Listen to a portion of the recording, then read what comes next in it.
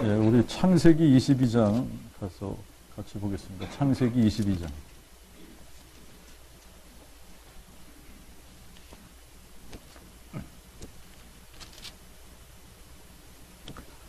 1절부터 18절까지 읽겠습니다.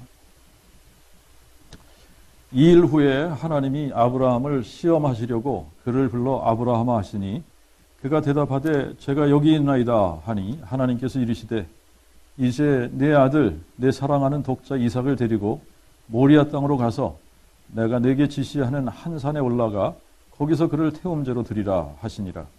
이에 아브라함이 아침에 일찍 일어나 나귀의 안장을 지우고 두 종과 그 아들 이삭을 데리고 태움제에 쓸 나무를 쪼개어 가지고 떠나 하나님이 자기에게 지시하시는 곳으로 가더니 제3일에 아브라함이 눈을 들어 그곳을 멀리 바라본지라. 이에 아브라함이 종들에게 너희는 나귀와 함께 여기서 기다리라.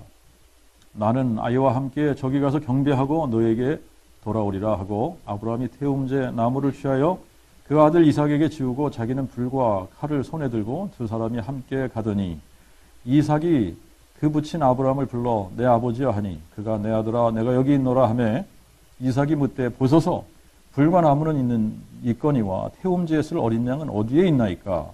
아브라함이 대답하되 내 아들아 태움제에 쓸 어린 양은 하나님이 자기를 위하여 준비하시리라 하고 그 두 사람이 함께 나아가서 하나님이 그에게 지시한 곳에 이른지라. 이에 아브라함이 그곳에 제단을 쌓고 나무를 벌려놓고 그 아들 이삭을 결박하여 제단 나무에 올려놓고 아브라함이 손을 내밀어 칼을 잡고 그 아들을 잡으려 하더니 여호와의 천사가 하늘에서 그를 불러 아브라함아 아브라함아 하시는지라.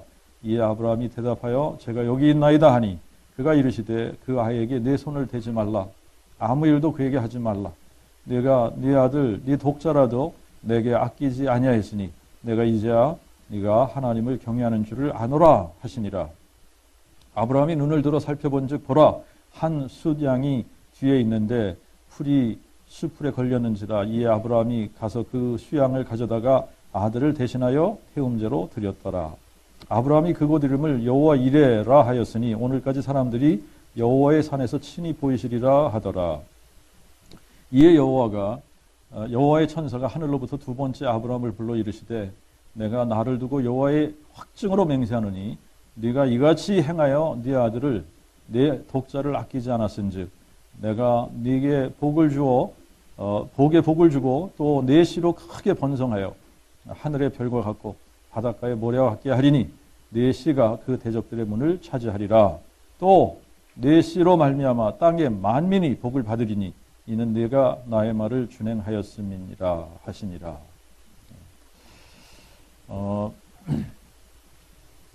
우리가 이제 이 창세기 22장에 아브라함이 이제 이삭을 그 모리아 산에서 하나님 앞에 번제로 드리려고 했던 이 사건이 결정적으로 하나님께서 오케이 아브라함 이제 됐어. 하나님께서 아브라함의 믿음을 테스트하시고 이제 패스 이제 이 테스트에 통과한 사건이죠 이게. 그래서 이 사건을 계기로 아브라함이 뭐가 되죠? 믿음의 조상이 되는 거죠, 그죠? 그래서 이 아브라함이 믿음의 조상이 되는데 이제 그 부분 우리가 조금 이제 히브리서하고 로마서하고 같이 보면서 이 부분을 조금 더 살펴보도록 그렇게 하죠. 자, 요 창세기 22장까지 이제 우리가 이렇게 이 창세기 1장부터 22장까지 이 얼마 안 되는 22장 이렇게 오는 동안에 이게 이제 한 2000년이라고 하는 세월이 흐른 겁니다. 하나님께서 천지를 창조하시고 이 짧은 이 22장 사이에 거의 2000년이라는 세월이 흐른 거예요. 이제 하나님께서 인류를 창조하시고 이제 이 아담 제일 첫 번째 사람 이 아담을 이제 이렇게 하나님의 형상대로 만드셔서 하나님께서 만드신 이 세상을 다스리고 관리하는 통치하고 관리하는 그 권한을 아담에게 주셨습니다.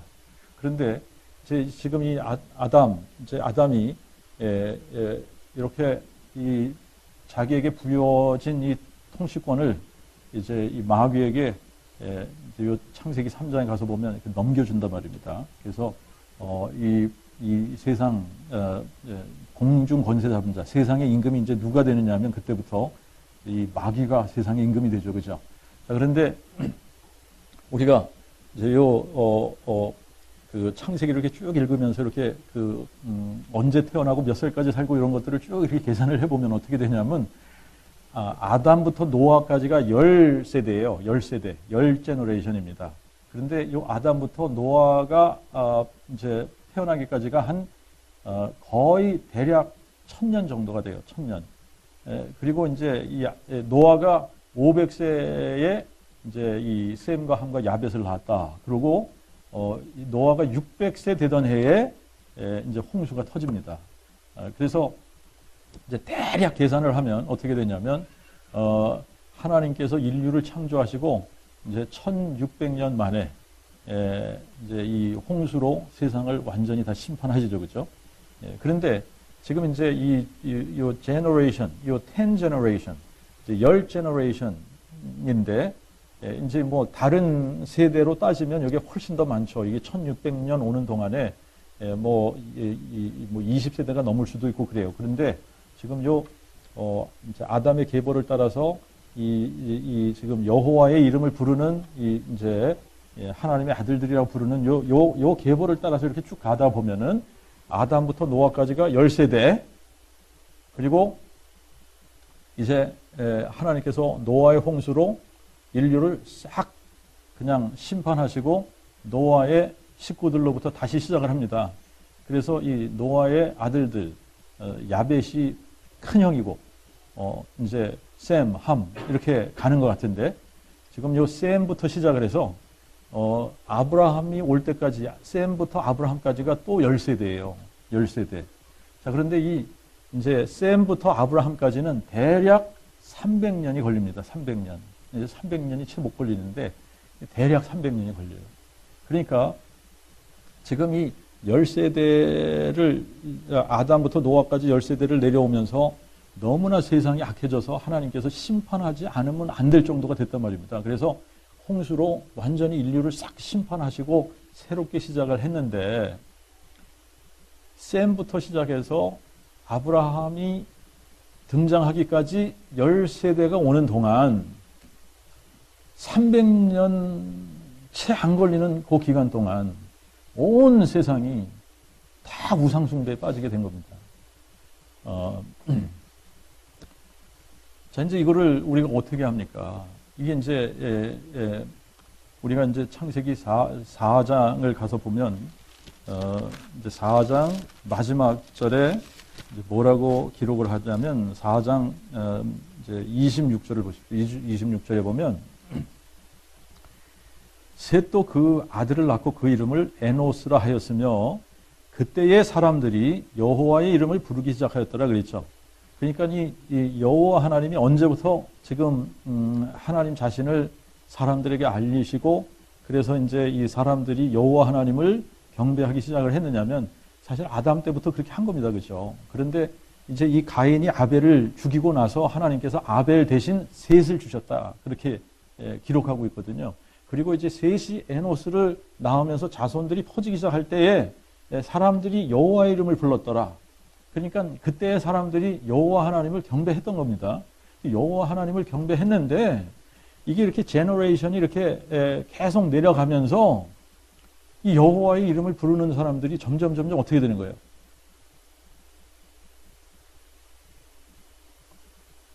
자손들이 번성을 하면서 무슨 일이 일어나는 겁니까? 여호와 이름을 불러야 하는데 여호와 이름을 부르지 않는 거예요. 그죠? 그래서 노아가 등장했을 때는 노아만 하나님의 눈에서 은혜를 찾았고 나머지 사람들은 하나님을 경외하지 않아, 여호와 하나님 부르지 않은 거예요. 그러니까 세상이 그 정도로 악으로 가득 차버렸는데 하나님을 버려버린 거죠. 그래서 하나님께서 싹 쓸어버리셨는데, 그러면 노아의 식구들은 누구를 경배했던 겁니까? 여호와 하나님을 경배했던 겁니다. 그러면 셈, 함, 야벳 다 여호와 하나님을 경배했어야 되는 거죠, 그죠? 그런데 이 셈, 함, 야벳 여호와 하나님을 다 경배했던 요 제너레이션부터 시작해서 10세대가 딱 오기까지 300년이 안 걸렸는데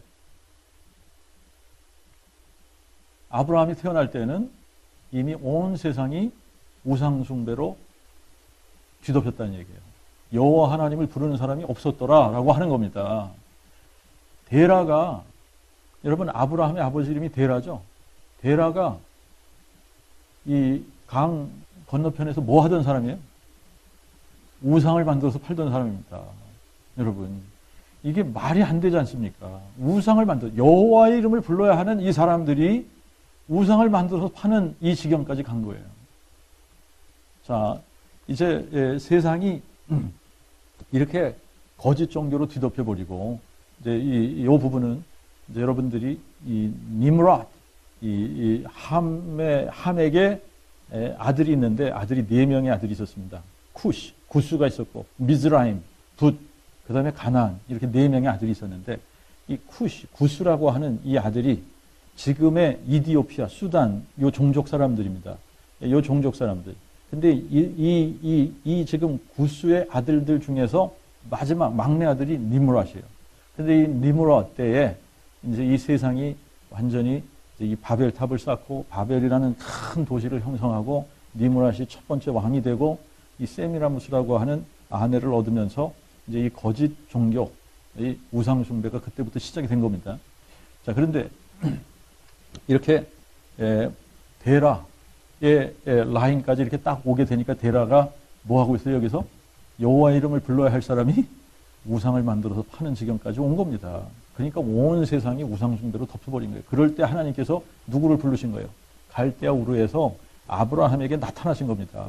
근데 이 부분은 성경에 없는 부분인데 이게 이제 유대인들의 전승에 이렇게 내려오는 얘기예요. 유대인들의 전승에 이 갈대아 우르에서 데라가 이 은장색으로 이제 우상을 만들어서 팔고 이제 이런 그 우상 가게를 하고 있었는데 하루는 이제 이 데라가 잠깐 볼일을 보러 가면서 아브라함에게 가게를 좀 맡으라고 한 겁니다. 그런데 이제 하나님께서 그 전날 밤에 아브라함에게 나타나신 거예요.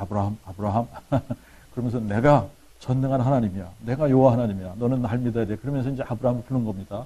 너는 이제 이게 12장 1절에 있는 요 콜링이 있었는지 없었는지 몰라요. 그런데 이제 12장 1절에 보면은 하나님이 아브라함에게 나타나서 뭐라 그래요?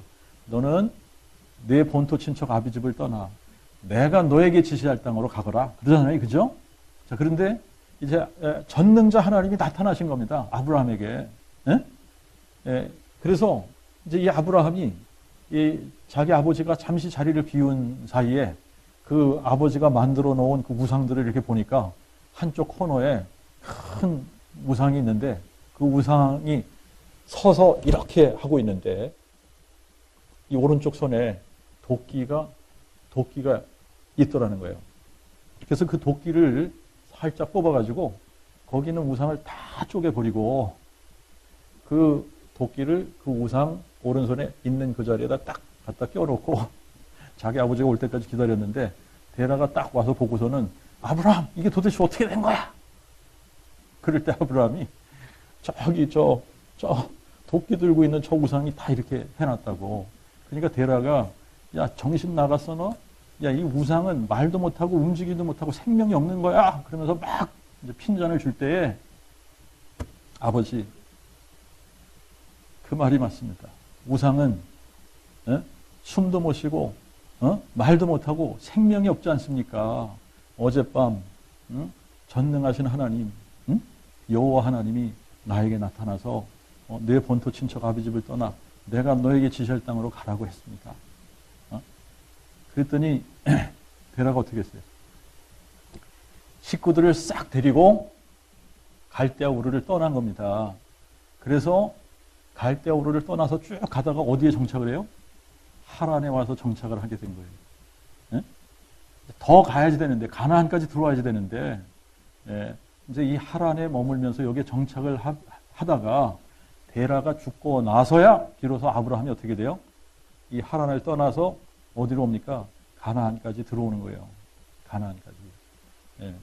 이제 지금 아브라함은 이제 요 부분을 여러분들이 이렇게 쭉 읽다가 보면은 우리가 지금 이렇게 그 영화, 영화, 만화 영화 뭐 이런 것들을 통해서 이렇게 보면은 이제 지금 뭐 예수님이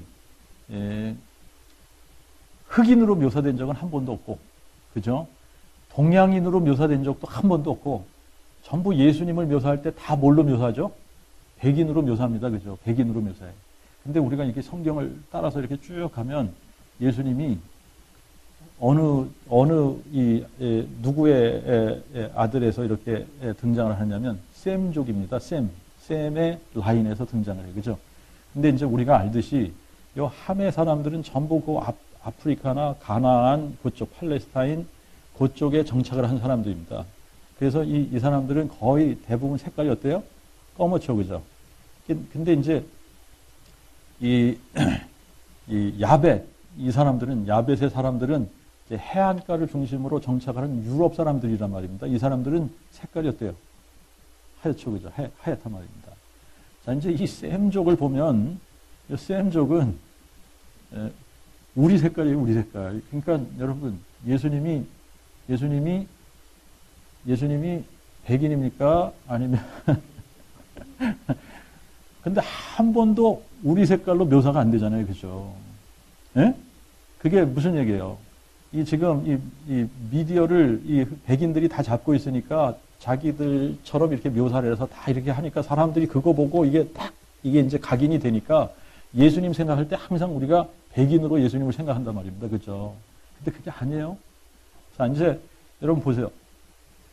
이 아브라함이 이제 하나님의 부르심을 받아서 어디까지 오느냐면 가나안까지 오는데, 가나안이 누구의 아들이라 그랬어요? 함의 아들이라 그랬죠. 함의 아들이에요. 그러면 이 가나안 사람들이 색깔이 어떻게 하얘야지 돼요? 좀 거머죽죽해야 돼요. 거머죽죽해야 될 거 아닙니까? 약간 색깔이 있어야 될 거 아니에요, 여러분. 색깔이 있어야 되는 거예요. 여러분, 그런데 가나안까지 딱 아브라함이 왔는데 하나님의 그 약속만 믿고 가나안까지 왔습니다. 그런데 지금 여러분들이 이제 우리가 뭘 생각을 해봐야 되느냐면, 아브라함이 지금 이 가나안까지 오기는 왔는데 아브라함이 아직 하나님이 어떤 하나님인지를 아직 잘 모르고 있을 상태예요. 무슨 얘기인지 아시겠죠? 자, 이제 하나님께서 이 아브라함을 믿음의 조상으로 세우시기까지 하나님이 어떤 하나님이다라고 하는 것을 아브라함에게 어떻게 해야 돼요? 보여주셔야 되는 거예요. 무슨 얘기인지 아시죠? 그냥 하나님이 어떤 하나님인가를 보여주지 않고 무조건 너는 내 말 따라해, 무조건 내 말을 믿어야지 돼, 이게 아니라는 얘기입니다. 하나님이 어떤 하나님인가를 아브라함에게 보여주시고 나서 아브라함의 믿음을 테스트하시는 거예요. 자, 그런데 이제 아브라함은 셈족이라고 그랬어요. 그죠? 셈족입니다. 셈의 라인에서 아브라함이 등장을 했습니다. 자, 그런데 이제 가나안은 함족이라고 그랬어요. 함족 땅에 왔습니다. 자, 그런데 딱 가나안에 정착하니까 무슨 일이 벌어져요? 흉년이 들은 거예요. 흉년이. 자, 이때까지만 해도 아브라함이 하나님에 대한, 하나님이 얼마나 전능자이신가를 잘 몰랐기 때문에, 자, 이 가뭄이 들었을 때 어떻게 했어요? 가나안에 계속 머물질 못하고 양식이 있는 곳으로 갔는데 거기가 어디예요? 애굽이다. 라고 하는 겁니다. 애굽, 이집트, 미즈라임. 이제 이게 애굽이라고 하는 요 이집트의 요 오리지널 명이 미즈라임이에요. 미즈라임. 예, 그런데 요 미즈라임, 애굽, 이집트에 이렇게 딱 갔는데 여러분들이 이제 이집트에 관계된 그 자료들, 벽화 이런 것들을 보면 이집트 사람들이 자기네 그 벽화나 이런 거에 보면은 다 색깔을 약간 브라운 색깔로 칠해놨습니다. 여러분. 그리고 이제 아주 아주 흑인은 아니었던 것 같은 게, 왜 그러냐면 그 벽화나 이런 것들을 보면은 흑인들은 새카맣게 해놓고 자기네들은 약간 브라운 색깔로 해놓고, 브라운 색깔보다 조금 더 밝은 색깔도 있어요, 사람들이. 그러니까 지금 이제 이 아브라함이 지금 애굽에 갔을 때 애굽은 함족이었고, 그죠? 색깔이 아브라함보다는 조금 더 다크한 색깔을 가지고 있던 사람들이었던 것 같습니다. 자, 그런데 이제 이 애굽에 딱 갔을 때에 아브라함이 두려워하던 일이 뭐예요? 아브라함이 두려워하던 거. 자기 부인을 뺏길까봐 그거 두려워했거든요. 근데 가자마자 어떻게 됐어요? 자기 부인을 뺏겼어요.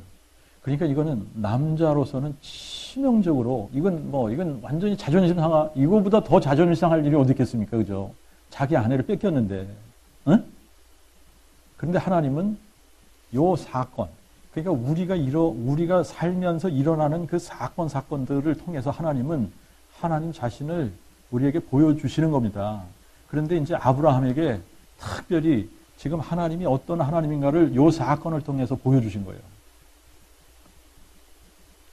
이 당시만 해도 애굽의 바로는 절대자입니다. 절대자. 그죠? 그리고 막강한 힘을 가졌던 나라입니다. 이게. 그런데 하나님께서 지금 바로를 혼내시는데, 여러분들 이제 성경에 이 부분 이제 고쳐야 되는 부분인데, 이게 성경에 이제 13장, 창세기 13장 보세요.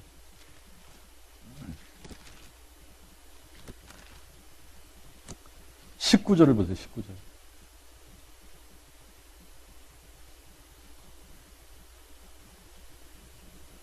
12장 19절입니다. 12장 19절. 12장 19절. 네. 이제 바로가 하는 말입니다. 바로가. 이걸 어떻게 고치셔야 되냐면, 네가 어찌 그는 나의 누이라 하여 나로 그를 쉬하여 아내를 삼게 하였느냐? 이렇게 돼 있죠. 그죠? 예, 근데 그게 이제, 이걸 어떻게 고치셔야 되냐면, 네가 어찌 그는 나의 누이라 하여 나로 그를 취하여 아내를 삼을 뻔하게 하였느냐? 이렇게 고치셔야 됩니다. 예, 이게 취한 것이 아니에요. 취할 뻔한 겁니다. 이게. 아셨죠? 예. 하나님께서 취하게 내버려 두시지 않은 거예요. 자, 그래서 이제 이 아브라함이 하나님이 대단하시다. 그리고 이 아브라함이 또 뭘 알았어요? 하나님이 자기를 자기 편이다, 내 편이다. 야, 이 하나님이 내 편이시구나. 그리고 나를 부르신 이 하나님은 이 절대자 바로를 혼내시고, 그래서 내가 아내를 잃어버릴 뻔했는데 도로 찾고, 그것뿐만이 아니잖아요. 그냥 막 양과 소와 뭐 이런 가축들을 그냥 그래서 이제 13장에 보면은 굉장히 많은 재물을 가지고 다시 이렇게 가나안으로 올라와서 이제 이전에 그냥 이렇게 끊었어야지 되는 이 혈육이 하나 있었죠. 그죠? 롯이 있었죠. 이제 롯의 하인들하고 아브라함의 하인들이 자꾸 다투니까, 자, 이제 우리가 여기서 갈라서자. 네가 우하면 내가 좌할게. 네가 먼저 선택해. 그래서 이제 롯이 아브라함을 떠나게 됩니다. 그래서 롯이 아브라함을 떠나서 간 데가 어디예요? 소돔이죠. 소돔.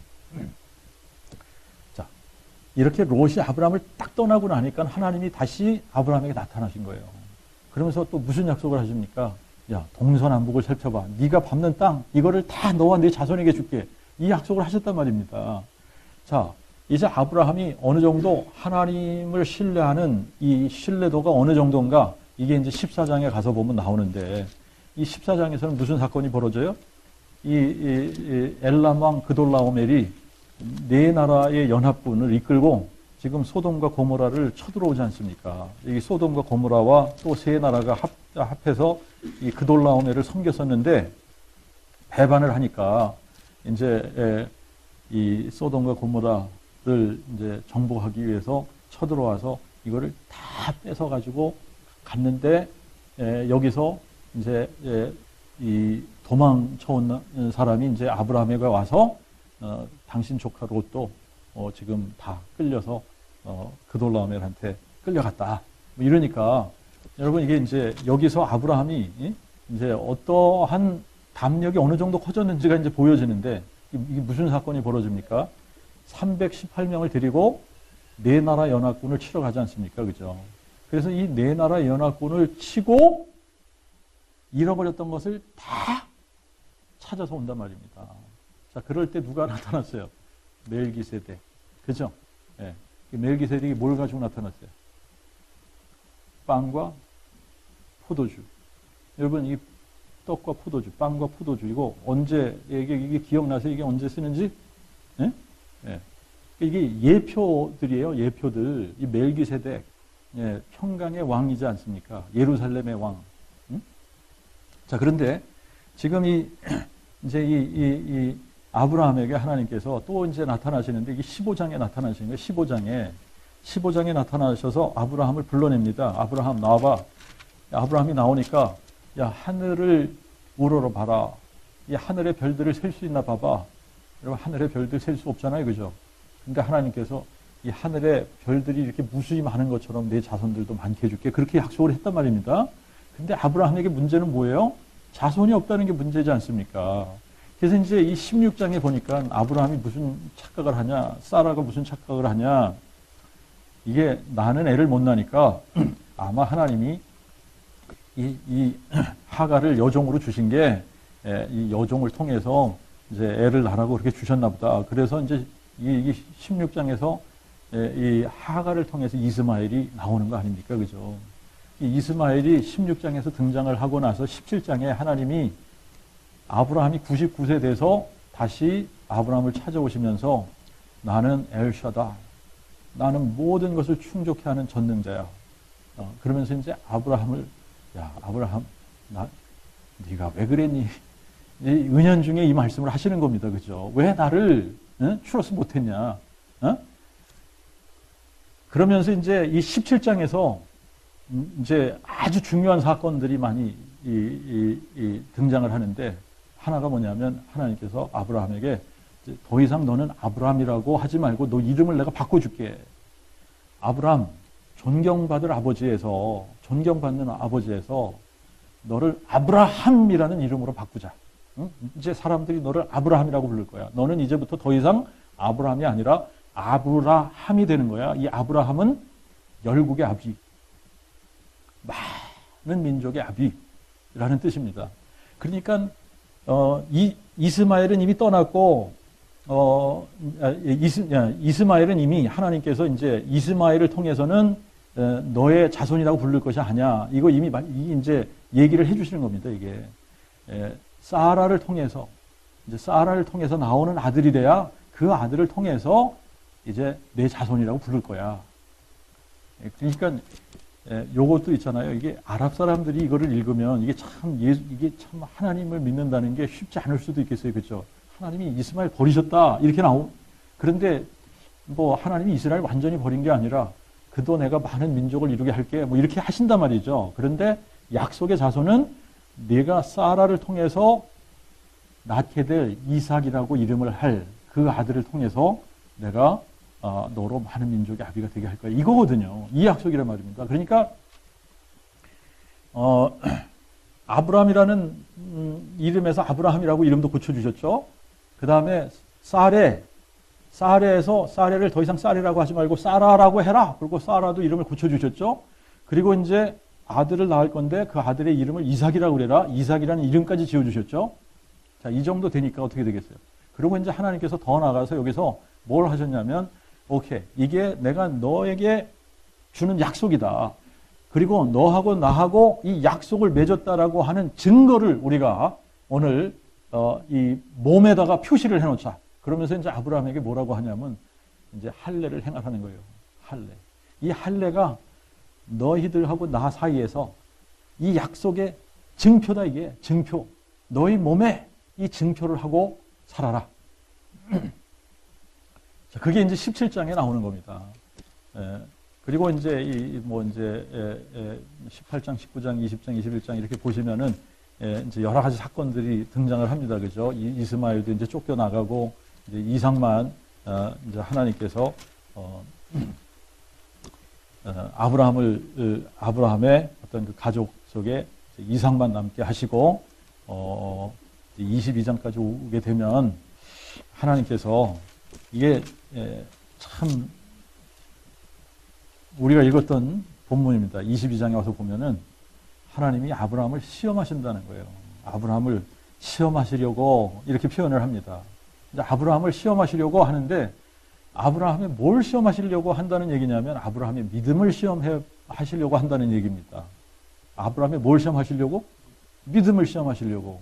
그러니까 아브라함이 하나님에 대해서 어느 정도 신뢰를 하는가, 하나님을 어떤 하나님으로 알고 믿는가, 이거를 보시려고 하는 겁니다. 그죠? 네.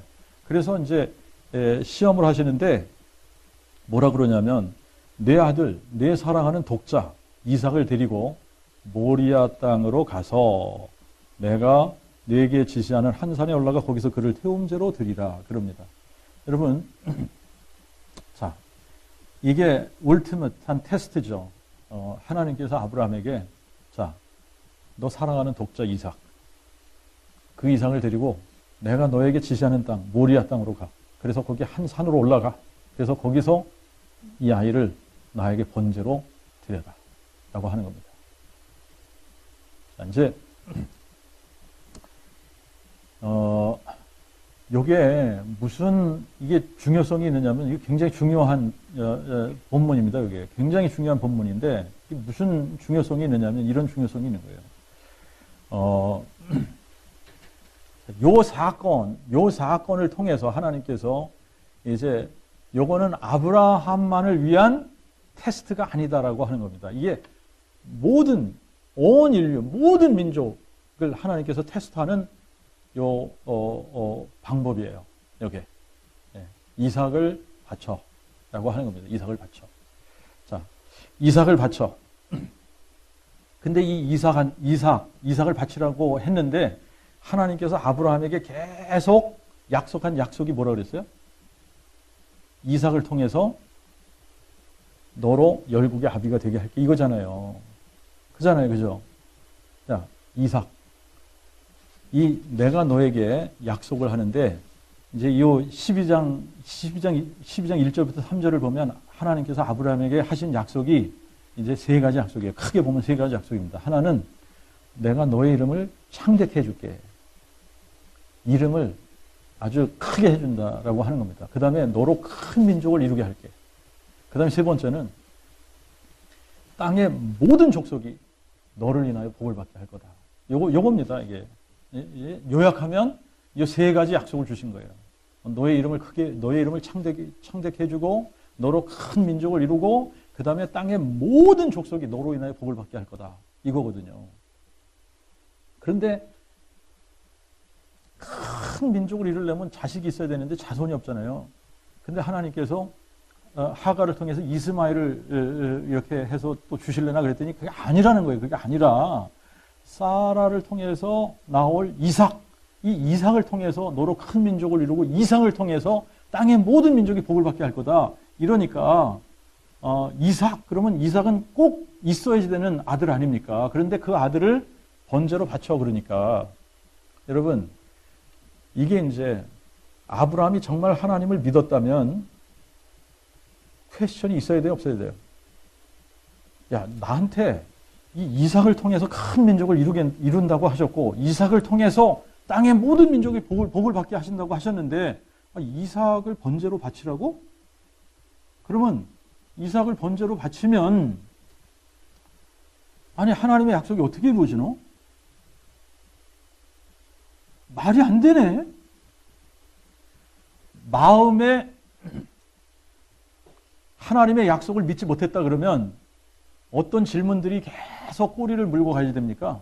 이 꼬리를 물고 가면서 아니 하나님 주실 때는 언제고 이제서는 또 달라고 그러십니까?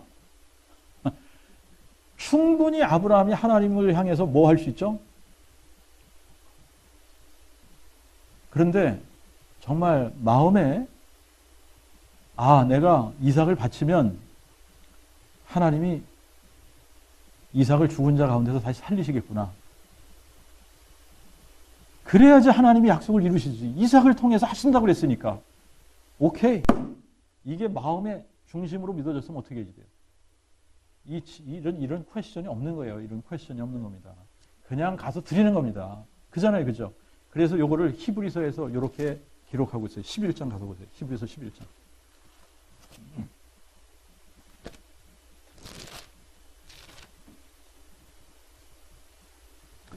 17, 18, 19절 읽겠습니다.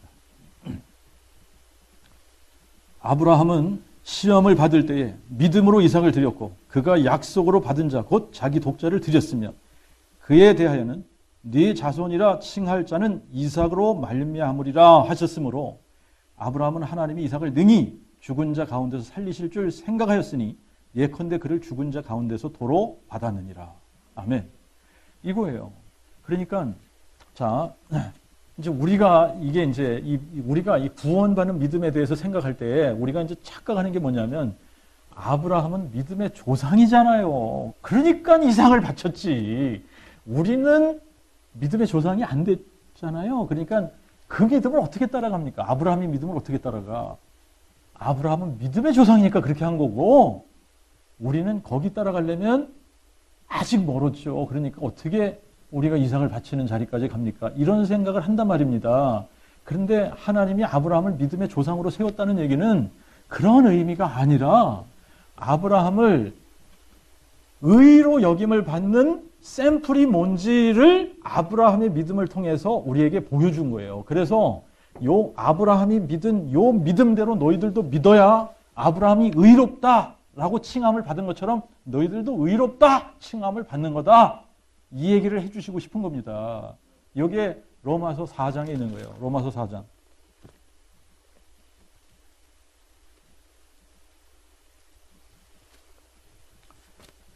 로마서 4장 17절부터 보겠습니다. 17절. 기록된 바 내가 너를 많은 민족의 조상으로 세웠다 하셨으니 그가 믿은 바 하나님은 죽은 자를 살리시며 없는 것을 있는 것 같이 부르시는 자신이라. 자, 그러니까 이제 아브라함을 많은 민족의 조상으로 세웠다라고 하는 것은 아브라함이 믿은 그 하나님은 어떤 하나님인가? 아브라함의 믿음을 샘플로 딱 이렇게 세우셨다는 얘기입니다. 그래서 아브라함이 어떤 하나님을 믿었냐? 죽은 자를 살리시는 하나님, 없는 것을 있는 것처럼 부르시는 하나님을 믿었다. 요거를 샘플로 보여주시기 위해서 믿음의 조상으로 세웠다는 얘기예요. 아브라함이 바랄 수 없는 중에 바라고 믿었으니 이는 내 후손이 그와 같으리라 하신 말씀대로 그런 많은 민족이 조상이 되게 하기 위함이니라. 또 믿음이 약해지지 아니하여 이미 100세나 된 자기 몸이 죽은 것 같음과 또한 사라의 태에 죽은 것 같음도 생각지 않고 불신앙으로 하나님의 약속을 의심치 아니하고 오히려 믿음으로 강하여져서 하나님께 영광을 돌리며 하나님이 약속하신 그것을 또한 능히 이루실 줄 확신하였으니 그러므로 또한 이것을 저에게 의로 여기셨느니라. 저에게 의로 여기셨다고 기록된 것은 이제 아브라함만 위한 것이 아니요 의로 여기심을 받을 우리도 위함이니 곧 우리 주 예수를 죽은 자 가운데서 살리신 하나님을 믿는 자니라. 이거거든요. 이게 아브라함이 어떤 하나님을 믿었느냐가 중요한 겁니다. 이게 아브라함이 어떤 하나님을 믿었냐? 죽은 자를 살리시는 하나님을 믿었고 없는 것을 있는 것처럼 부르시는 하나님을 믿었다라고 하는 겁니다. 이게 중요한 거예요. 이 믿음을 가졌을 때 아브라함이 의롭다 여김을 받은 거다. 그러니까 너희들도 똑같이 아브라함이 이렇게 믿어서 의롭다고 여겨진 것은 아브라함만을 위한 것이 아니요 우리도 위함인데 어떤 믿음을 가진 사람들이 돼요? 하나님이 예수를 죽은 자 가운데서 살리셨다라고 하는 것을 믿는 이 믿음이래야 된다는 거예요. 그러니까 우리도 똑같이 하나님이 죽은 자를 살리시는 하나님이다. 없는 것을 있는 것처럼 부르시는 하나님이다. 이 믿음이 없으면 구원받을 수 없는 거예요. 의롭다고 여김을 받지 못하는 거예요. 아시겠죠? 자, 그래서 이제 이 하나님께서 요 창세기 22장 요 사건을 이제 요 창세기 22장 요 사건을 하나의 예표로 우리에게 주시고 요 사건을 통해서 아브라함을 믿음의 조상으로 딱 세우셔서 이제 어떤 하나님을 믿어야지 되는지를 정확하게 우리에게 보여주시는 겁니다. 자, 그런데 이제 하나님께서 아브라함에게 어디로 가라고 그랬다 그랬어요? 모리아 땅으로 가서 모리아 땅에 가서 한 산에 내가 너에게 지시하는 그 산으로 가서 거기서 내 아들 이삭을 번제로 바쳐라. 근데 요 모리아 땅이라고 하는 요 땅이 지금 요 모리아 산이 지금 이제 아브라함 때에 하나님께서 이삭을 바치라고 명한 요 땅이 1000년이 지나고 나니까 여기서 다윗이 여기서 뭘 해요? 오르난의 타작마당을 사서 여기서 하나님 앞에 번제를 드릴 때, 번제와 화목제를 여기서 드릴 때 하나님께서 불로 응답하신 데가 여기예요. 그런데 여기다가 솔로몬이 또 뭘 해요? 성전을 짓는 겁니다. 성전을 짓는 거예요. 그리고 그 다윗으로부터 1000년이 지나서 예수님이 등장하셨을 때에 예수님이 십자가를 지고 올라가셔서 죽으신 데가 골고다 언덕이라는데요. 이 골고다 언덕이 바로 이 모리아 산인 겁니다. 그러니까 지금 요 사건, 이 모리아 산에서 이삭을 바치도록 명하셨는데 이것은 하나의 하나님께서 2000년 후에 하나님께서 이루실 일을 예표로 정하신 겁니다. 이게. 그러면서 아브라함이 무슨 말을 하게 하느냐면 이삭이 물어보잖아요. 번제를 드릴 기구들은 다 있는데 번제로 드릴 어린 양은 어디 있습니까? 그럴 때 아브라함이 뭐라고 그랬어요? 하나님이 준비하시리라. 그죠? 하나님이 준비하시리라. 걱정하지 마. 하나님이 준비하시리라. 그리고 나서 또 뭐라고 그랬어요? 다 이제 이삭을 죽이려고 할 때 하나님께서 아브라함아 이제 내 손을 대지 마. 이제 내가 진짜 하나님이 죽인 자를 살리시는 하나님인 거 이제 네가 믿는 거 알았으니까 됐다 이제 통과. 그러고 나서 딱 뒤를 돌아보니까 뭐가 있었어요? 수장이 이제 풀에 걸려져 있는 거 요거를 제사로 드리고 그리고 거기를 뭐라고 불렀다고 그랬어요? 여호와 이레. 하나님께서 친히 준비하시리라 혹은 하나님께서 보이시리라 이 얘기입니다. 그런데 바로 그 산에서 하나님께서 준비하신 하나님의 어린 양 예수 그리스도께서 우리를 대속하기 위한 속죄 제사를 드리기 위해 어떻게 하셨어요? 십자가에 죽으신 거예요. 바로 그 사건. 아브라함이 하나님이 죽은 자를 살리시는 하나님이다 이거를 못 믿었으면 이삭을 드릴 수 없었던 겁니다. 여러분 하나님이 예수를 십자가에 못 박아 죽이고 나서 그를 죽은 자 가운데서 다시 살리실 것을 그분이 그 행할 능력이 없으셨으면 예수를 십자가에 죽이셨겠어요? 아니에요. 여러분 그래서 하나님은 이제 이게 중요한 거예요. 우리도 마찬가지지만 이제 이 사람들과의 관계 속에서는 이제 우리가 어떠한 사람으로 사람들에게 비춰지느냐가 굉장히 중요한 겁니다. 그죠? 하나님도 마찬가지인데 하나님도 우리 사람들로 하여금 어떤 하나님이냐 이분이 도대체 어떠한 하나님이냐 이 어떤 하나님이기에 이 하나님을 우리가 믿어야지 되냐 이 어떤 하나님으로 비춰지느냐가 굉장히 중요한 겁니다. 근데 하나님이 원하시는 것이 있어요. 하나님이 원하시는 것이 뭐냐면 하나님은 죽은 자를 살리시는 하나님으로 비춰지기를 원하는 거예요. 우리로 하여금 어떤 하나님이냐 이분은 죽은 자를 살리시는 하나님이다. 없는 것을 있는 것처럼 부르시는 하나님이다. 이렇게 알려지기를 원하시는 거예요. 이렇게 하나님을 믿기를 원하시는 겁니다. 자, 그러니까 이대로 우리가 믿어야 구원을 받는 거예요.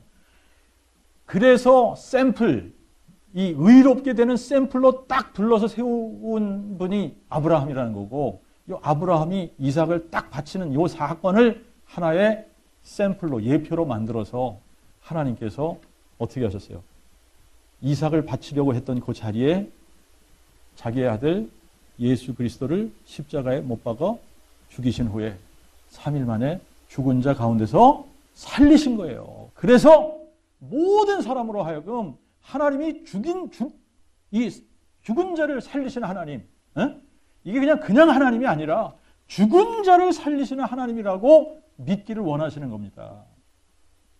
근데 이제 사람들은 어떤 이 개념을 가지고 있느냐면, 그거는 아브라함이니까 그렇게 믿었고 우리가 어떻게 그렇게 믿어요? 근데 그렇게 못 믿으면 구원을 못 받는 겁니다. 그래서 어떻게 구원받는 조건으로 세우신 게 뭐라 그랬어요? 로마서 10장 9절에 구원받는 조건. 요게 딱 요 조건. 이게 아니면 안 되는 거예요. 구원받는 조건은 딱 하나. 뭐라 그랬어요? 만일 내 입으로 주 예수를 시인하며 또 하나님이 그를 죽은 자 가운데서 살리신 것을 내 마음에 믿으면 구원을 받으리니. 이겁니다. 이거 하나밖에 없어요. 그냥 하나님이 어떤 하나님인가를 우리가 마음으로 믿는 겁니다.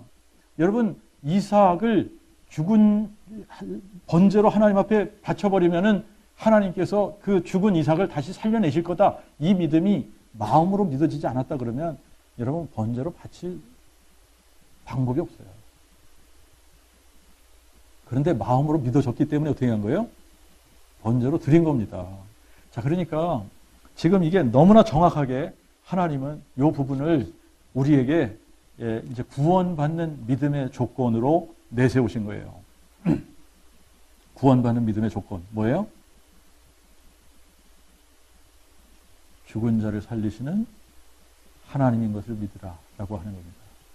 죽은 자를 살리시는 하나님. 그러니까 십자가에 죽은 이 예수를 하나님이 살리셨다. 이 예수를 죽은 자 가운데서 살리신 하나님을 어디에다 믿으면? 마음에 믿으면 이거예요. 그래서 이 마음에 믿으면 이게 키입니다. 제가 그랬던 것처럼 거의 대부분의 사람들이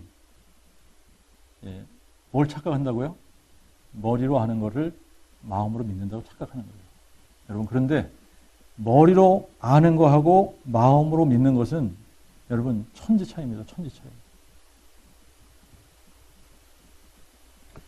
이삭을 드리냐 못 드리느냐의 차이예요, 이게. 여러분, 마음으로 믿어야 이삭을 드리는 겁니다.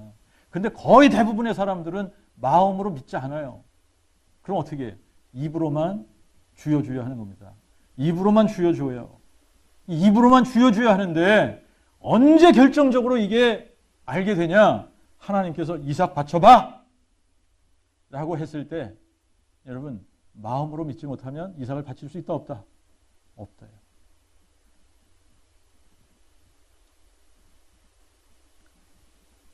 그러니까 결정적인 순간에 사람들이 입술로 예수를 주여 주여 하다가 이 결정적인 순간에 여러분 이삭을 바치지 못하게 되면 어떻게 돼요?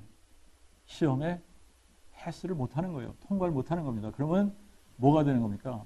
입술로는 주여 주여 했는데 예수님 앞에 딱 가니까 예수님이 뭐라 그래? 내가 너희를 도무지 알지 못한다. 이 불법을 행하는 자들아 내게서 떠나가라. 이렇게 되는 겁니다.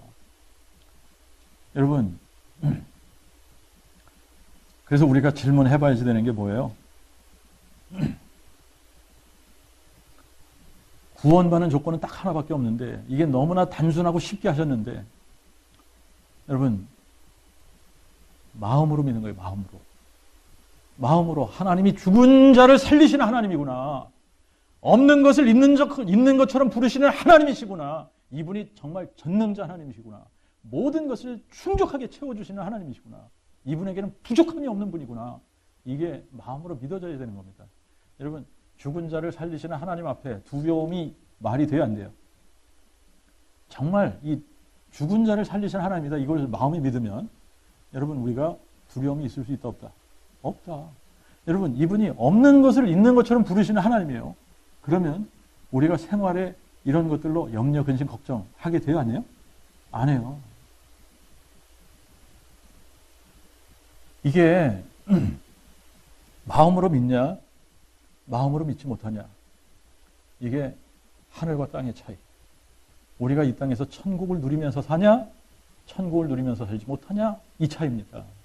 정말 내 마음속에 죽은 자를 살리시는 하나님이 내 마음의 주인으로 와 계신다. 없는 것을 있는 것처럼 부르시는 이 하나님이 내 마음속에 주인으로 와 계신다. 여러분, 그러면 다윗이 시편 23편 고백했던 게 이게 내 고백이 되는 거예요. 그냥 여호와는 나의 목자시니 내게 부족함이 있다 없다? 없으리로다. 없으리로다.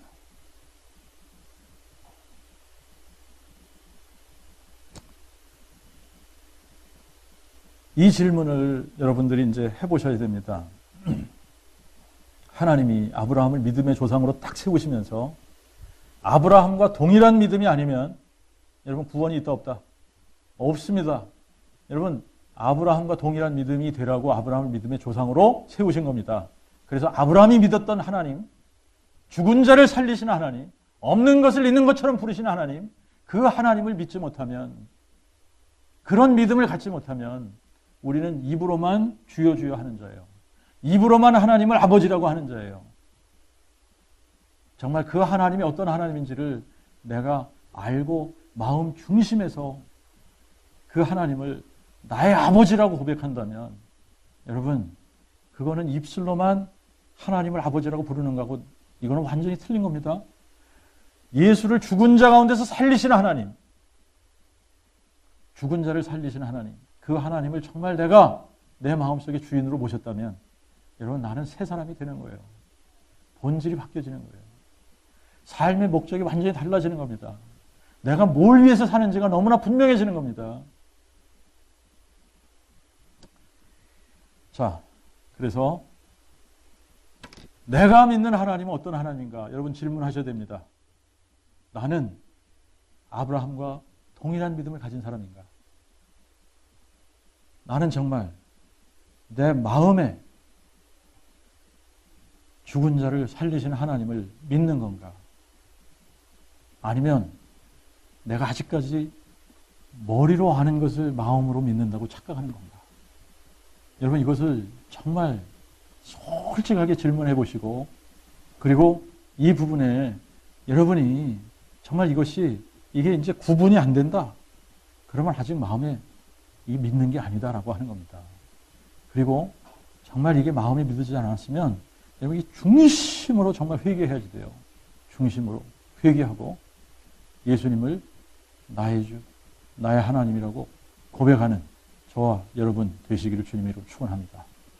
하나님 아버지, 아브라함을 하나님께서 갈대아 우르에서 부르셔서 정말 이 우상이 가득한 이 시대에 여호와 하나님의 이름을 부르고 그 하나님의 말씀을 따라 갈 바를 알지 못하나 말씀에 의지하여 가나안 땅을 밟게 하시고 또 그곳에서부터 이제 이 믿음의 여정을 주님께서 이끄셔서 하나님이 어떤 하나님인가를 보여주시고 끝내 죽은 자를 살리시는 하나님, 없는 것을 있는 것처럼 부르시는 하나님, 그 하나님을 믿음으로 말미암아 이제 믿음의 조상으로 세우시고 아브라함과 동일한 믿음을 가진 자들에게 하나님께서 모두 다 아브라함을 의롭게 여기신 것처럼 다 의롭게 여기고 이 구원을 받는 이 구원의 이 샘플을 저희들에게 보여주셨습니다. 아버지 하나님, 이제 저희들의 마음속에 하나님 우리가 믿는 하나님이 어떤 하나님인가 아버지 솔직히 질문해 볼 수 있도록 하나님 도와주시옵소서. 정말 내가 죽은 자를 살리시는 하나님을 믿는 것인지 없는 것을 있는 것처럼 부르시는 그 하나님을 내 마음 중심에서 믿는 사람인지 나에게 이삭을 바치라고 한다면 정말 아무 질문 없이 기쁨으로 그 이삭을 하나님 앞에 바칠 수 있는 사람인지 질문하는 저희들 되게 하시고 주님 앞에 솔직하게 이 복음의 광채 앞에 다시 한번 우리 자신을 비추어 보아서 아버지 하나님 정말 중심으로 회개하고 예수님을 나의 주 나의 하나님으로 모시고 이 우상으로 충만한 이 시대에 하나님 정말 저희들 입을 크게 벌려주셔서 우리의 입술을 통해 죽은 자를 살리시는 하나님, 전능자 하나님, 곧 예수 그리스도이심을 우리의 입술을 열어 증거하는 저희 모두가 되도록 은혜 베풀어 주시옵소서. 우리 주 예수 그리스도 이름으로 기도하옵나이다. 아멘.